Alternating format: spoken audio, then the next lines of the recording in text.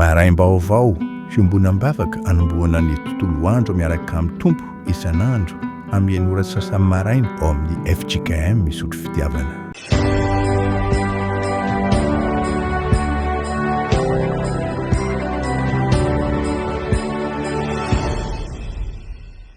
Iombona amin'ny fanomezam-boninahitra ny tompo isika amin'ny famakina ny salamo fahina amby sivifolo andininy voalohany hatramin'ny fahatelo.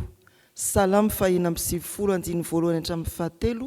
Mitsangana arany me voninahitra ny tompo isika. Hoy ny mpanao salamo: mihira firam-baovao ho an'i Jehova, mihira ho an'i Jehova ary tany rehetra, mihira ho an'i Jehova misaora ny anarany, lazao isan'andro isan'andro ny famonjeny mahafaly, ambara ho any amin'ny jentilisa ny voninahiny, ary any amin'ny firenena rehetra ny fahagagana ataony. Amen. Ndeha hivavaka isika. Indreto ny fiangonanao Andriamanitro, manoloana ny seza fiandriananao, mihira firam-baovao anao, ary miantso koa ny tany rehetra mba hiombona aminay. Manatitra fiderana izahay, mankasitraka anao indrindra, fa lehibe ny famindramponao ary takatry ny saina, ny hevitrao, hitondranao ny fiainanay tsirairay, ny fiangonanao, ny fiarahamonina misy anay. Eo anatrehan'ny fahalebiazan'ny fitiavanao, dia tsy mendrika izahay, ary indreto miondrika koa, manetry tena no ny tsy fahatanterahanay tsirairay, mangata-pamelana ry tompo, ny amin'ny fahadisoana vitanay fanahiniana, na tsy tsaronay velively. Eto no anantenanay ny fanahy masina, hampandriana indray ny teninao manao hoe: matoky anaka, voavela ny elokao. Ary mbola miandrandra ny asan'ny fanahinao ny fiangonanao, hiteny aminay ianao araka ny soratra masina novakiana, dia nafatra anay mba hampahafantatra anay bebe kokoa ny asanao Andriamanitra. Amin'ny anaran'i Jesosy Kristy. Amen. Anaraka ny vaky ny anjara mofinainantsika amin'ity an'ity isika, ny marika toko voalohany andininy voalohany hatramin'ny fahavalo. Marika toko voalohany andininy voalohany hatramin'ny fahavalo. Amin'ny anaran'ny tompo, ny andohany ny filazantsara an'i Jesosy Kristy zanak'Andriamanitra, arak'izay voasoratra ao amin'ny Isaia mpaminany hoe: indro izao maniraka ny irako hiaroanao, izay amboatra ny lalanao. Injany misy feony miantso mafy any anefitra hoe: amboary ny lalan'i Jehova, ataovy mahitsy ny lalan-kalehany. Dia niseho Jaona izay nanao batisa tany anefitra ka nitory ny batisan'ny fibebahana ho famelan-keloka. Dia nandeha nanatona azy ny tany Jodia rehetra sy ny mponina rehetra tany Jerosalema, ka nataony batisa tao amin'ny Jordana ireny rehefa niaiky ny fahotany. Ary Jaona nitafy lamba volondrameva, ary fehikibo hoditra ny tamin'ny valahany, ary ny fihinany dia valala sy tantely remby. Ary nitory izy ka nanao hoe: avy aoriako ilay mahery noho izao, ka tsy mendrika hiondrika hamany fehikapany aza aho. Izao efa nanao batisanareo tamin'ny rano, fa izy kosa hanao batisanareo amin'ny fanahy masina. Amen. Ray masinao, manamasina anay ny fahamarinana, ny teninao no fahamarinana. Amen. Mbola hitombo ao anatsika mandrakariva ny fahasoavan'ny tompo sy ny asan'ny fanahy masina ampitombo atsika amin'ny finoana koa, araka ny soratra masina sy hafatra ampimain'ny tompo an'izao anjara mofinainantsika izao. Marika toko voalohany andininy voalohany hatramin'ny fahavalo, soratra masina verina manoloana antsika, efa teo anatrehantsika tamin'ny alahady lasa teo izany.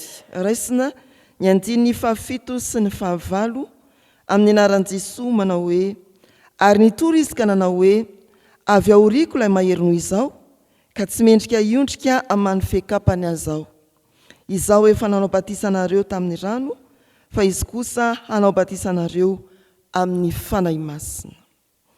Ety am-piandohana ry havana dia mety ny anaovantsika lesona sekoly alahady vetivety, satria isika ireto moa dia sekoly alahady ny ankamaroantsika, na isika ray aman-dren'ny mpianatra, na isika mpiandraikitra, na isika mpianatra araka ny sokazy misy antsika avy ao amin'ny sekoly alahady. Marka toko voalohany andininy voalohany hatramin'ny fahavalo. Mampiseho mazava fa i Jaona mpanao batisa dia manondro an Jesosy Kristy ary mitarika ny olona ho an'i Kristy. Inona ny ifandraisan'i Jaona mpanao batisa sy Jesosy Kristy? Amin'ny ara-nofo dia zanak'olom-piavana izy ireo. Jaona mpanao batisa dia zanaky Zakaria sy Elizabeta, ary i Jesosy dia zanaky Josefa sy Maria. Efa fantatra ireo raha teo zany raha niainga tany amin'ny sekoly alahady ny fiainantsika. Samy diosy izy ireo. Tsy mitovy ny toerany ara-tantara, saingy mifamatotra izy ao amin'ny mpamonjen'Andriamanitra. Amin'ny ara-panahy indray kosa, Jaona dia ambaran'ny soratra masina eto amin'ny dininy fahavalo fa manao batisa amin'ny rano, Jesosy manao batisa amin'ny fanahy masina. Ny hevitra izany dia ny hoe ho amin'ny fanadiovana sy ny fanomanana ny andraikitry Jaona teo amin'ny fanaovam-batisa, fa ho an'i Jesosy kosa dia ny fanavaozana ny any anaty sy ny famonjena.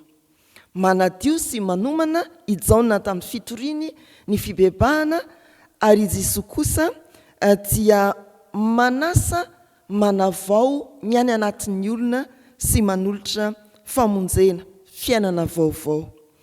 Jaona dia mitarika fa i Kristy no manova sy manavao.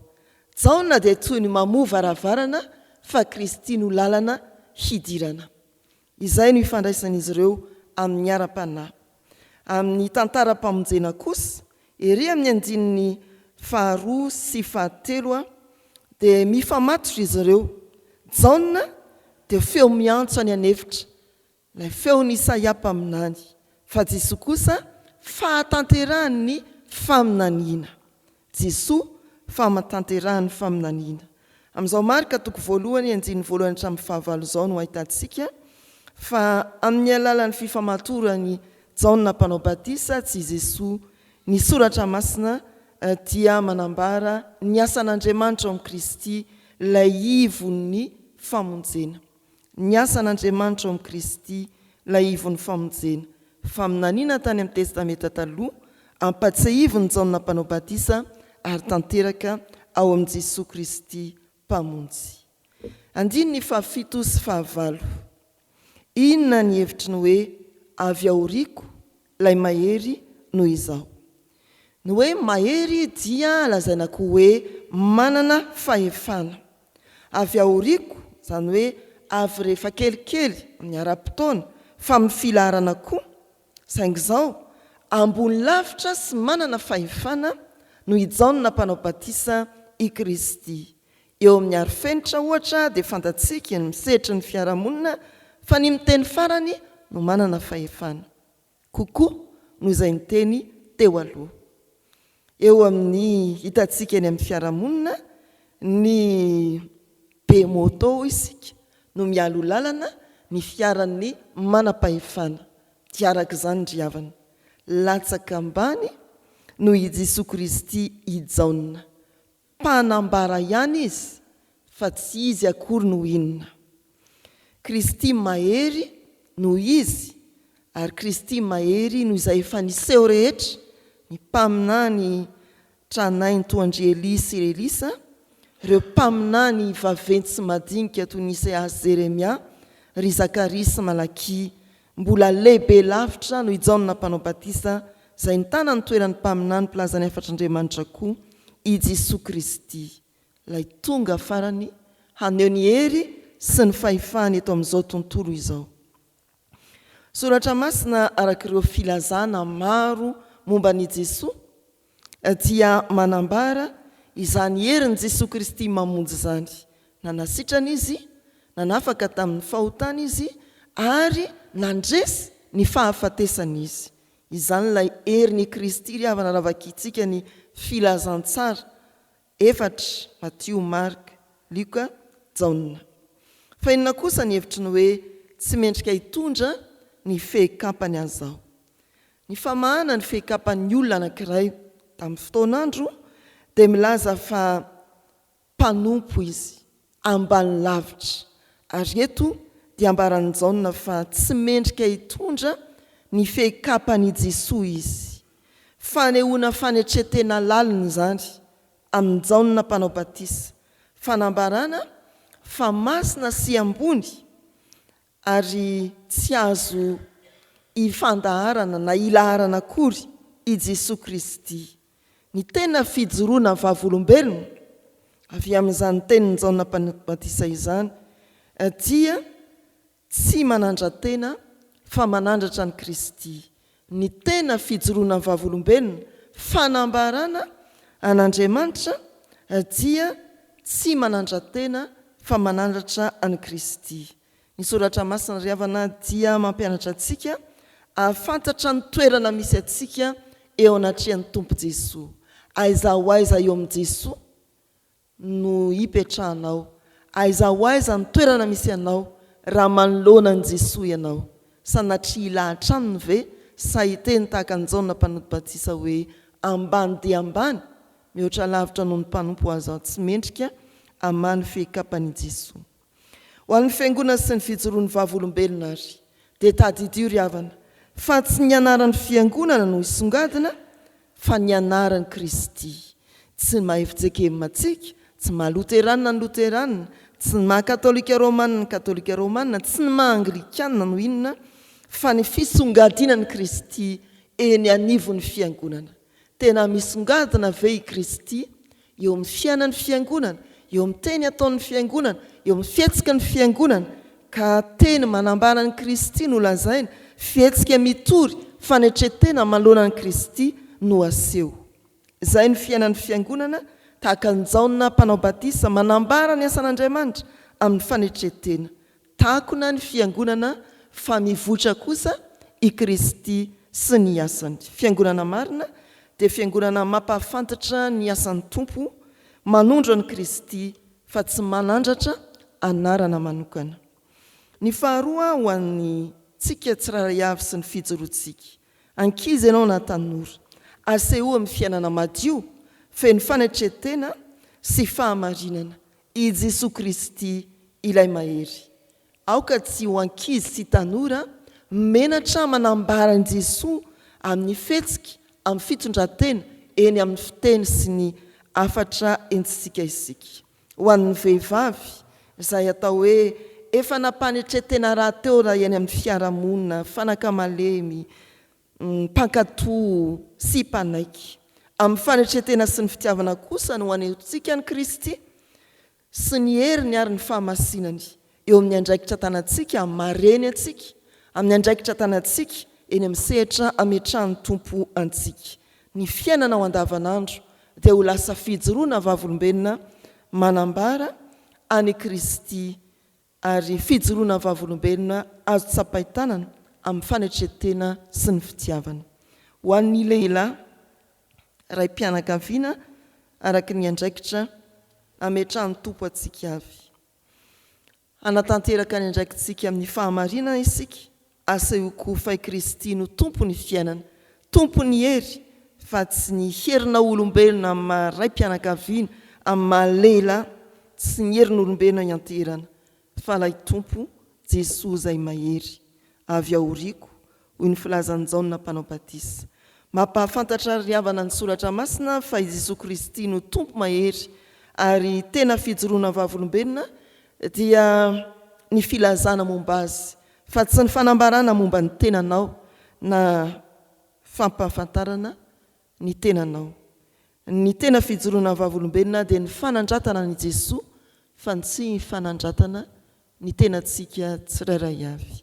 Ho fianarana ho antsika i Jaona mpanao batisa izay nanambara amin'ny fanetretenan'i Jesoa sy ny asa mpamonjeny. Amen. Ivavaka isika ry havana. Andriamanitra misaotra sy mankasitraka anao izahay fa nomenao indray ny teny ivelomanay sy iainanay, ny teny hambaranay ho fijoroana vavolombelona amin'ity tontolo andro ity.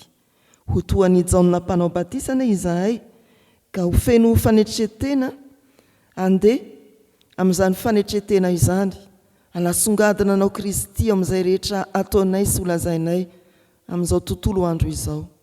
Atolotra eo ambany fahefanao ary ny fandaharam-potoananay tsirairay avy, na ho amin'ny fikarakarana tokantrano, na ho amin'ny asa mandraharaha, na ho amin'ny fikarakarana samihafa any ivelany tokantrano, na ho amin'ny fianarana sy ny ezaka rehetra izay atao ao anatin'izany fianarana izany. Ombay izahay Jesoa ary arovy amin'ny ratsy rehetra eny an-dalana any amin'izay alehanay na aiza na aiza. Jesoa Kristy io, ianao tokoa no lalam-pamonjena ho an'ny fiangonana sy izao tontolo izao. Misaotra ny amin'ny fiangonana izay varavarana amin'ny vo, hizorana amin'izany lalam-pamonjena izany. Dia hijoro ny fiangonana anambaranao Kristy irery ihany, fa tsy rehariany amin'izay fahombiazana na ny fihavana manokana ito amin'ity izao tontolo izao ity. Raha taratra ny fiangonana dia aoka ianao ny baribary. Raha hita ny fiangonana dia aoka ianao no hojerena dia ianao Jesoa Kristy ilay tompony finoana sady mpanefa izany. Izao izahay dia mivavaka ho an'ny fiarahamonina misy anay, mety misy ny tsy salama any amin'ny toeram-pitsaboana, any atokantrano, miara-mivavaka aminay eto. Hatefo amin'ny tompony tanamaherinao, hanatanjaka hitondra fanasitranana ary sitrano koa ny fanahin'ny tsirairay, ka tsy ho fahasitranana ranofy ihany no andrandraina, fa fahasitranana ara-panahy dia famelan-kely koa indrindra. Ianao no mahita ireo zohy manjo, manam-pahoriana na famoiza malala na olana samihafa, tompo ho amin'izy ireny ane ianao sy ny herinao, ary aneo ny fitiavanao amin'ny tsirairay ianao. Apetrakay eo ampelantananao ny fifalinay. Raha tojo fahasoavana manokana izahay ka nambininao tamin'ny asa mandraharahana, tamin'ny fianarana, ataovy mahay mankasitraka anao ary indrindra mitombo fanoloran-tena ho fiderananao, fa tsy ho fireharehanay tompo ny fahombiazanay. Ny firenenay jereo, Andriamanitro, ireo ezaka rehetra ho fanarenana ny vo nateraky ny rivodoza izay nandalo, mbola tononay manokana ny faritrandrefan'ny Madagasikara. Ianao mahafantatra ny vahoakanao amin'ireny toerana ireny. Ianao no hampijoro azy amin'ny fanantenana ary hanome azy tanana matanjaka, vonina handray andraikitra fa tsy iraviravy, tanana ny amin'izay fahavoazana nandalo. Apetraka eo ampelantananao ny mpitondra fanjakana isan'ambaratonga, hatrany amin'ny folohan'ny fanavaozana, ny mpitantana ny fokotany. Ianao tompo hanome fahendrena ary aro azy amin'ny fakapanahy ratsy ny fireharehana sy ny famoretana ny vahoaka izay napetraka ao iandreketany. Io ny fiangonanao Andriamanitra mbola ho tsarovanao amin'indra fonao lehibe, ary hanirahanao ny fanahy masina pampahery, hijoroa no vavolombelona marina ka hanambarana any Kristy ilay lalam-pamonjena. Ny tontolo andronay dia ho rakotry ny fifaliana noho ny fanatrehanao Jesoa Kristy tomponay. Mamarana izao vavaka izao izahay dia manonona ny vavaka nampianarinao manao hoe: Rainay izay ny an-danitra, ho amasinina ane ny anaranao, ho tonga ane ny fanjakanao, atao ane ny sitraponao ety an-tany ho taky ny an-danitra. Meo anay an'io ny anina sahaza ao anay, ary mamela ny elokay tahaky ny namelanay izay meloka taminay. Aza mitondra anay amin'ny fakapanahy, manafahanay amin'ny ratsy, anao ny fanjakana sy ny hery ary ny voninahitra mandrakizay. Amen. Raiso tanteraka aminareo ny tsodrano tononona amin'ny anaran'ny Tompo. Hitahy anareo any ny Tompo ka hiaro anareo, hampamirapiratra ny tavany aminareo ny Tompo hamindra fo aminareo, hanandratra ny tavany aminareo ny Tompo hanome anareo fiadanana. Mandihana ho vavolombelon'ny Tompontsika. Amen.